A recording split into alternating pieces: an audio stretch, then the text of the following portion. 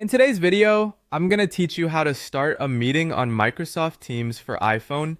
This process is quite straightforward, but I'm here to ensure you have all the details you need to get started smoothly. Let's dive in. First, you'll want to access the Microsoft Teams app on your iPhone. Make sure the app is already installed. If not, you can easily download it from the App Store. Once you have it ready, open the app to get started. Next, you'll need to log into your account. If it's your first time using the app or if you've recently logged out, you'll need to enter your login credentials. This would typically be your work or school email associated with Microsoft Teams. Once you've entered your details, simply tap Next. After logging in, look for an option that says Get Started. Clicking on this will bring you right to the Teams homepage. On the homepage, you'll be able to see an overview of your chats, teams, and any upcoming meetings.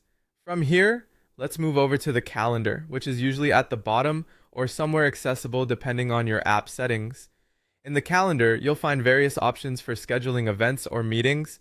We're focusing on starting a meeting, so tap on the Meet option. Once you've done that, you'll need to select Meet Now. This feature allows you to begin a meeting immediately without having to schedule it for later. It's a great option for spontaneous discussions or urgent matters. Now that you've hit Meet Now, it's time to click on Start Meeting. This action officially kicks off your meeting. At this point, you'll be prompted to add participants. To do this, click on Add Participants. This will allow you to search for team members or contacts you wish to invite to your meeting. Simply type their names into the search box. The app will usually auto-suggest names from your organization's directory or your contact list, making it a bit quicker if there's someone you frequently interact with.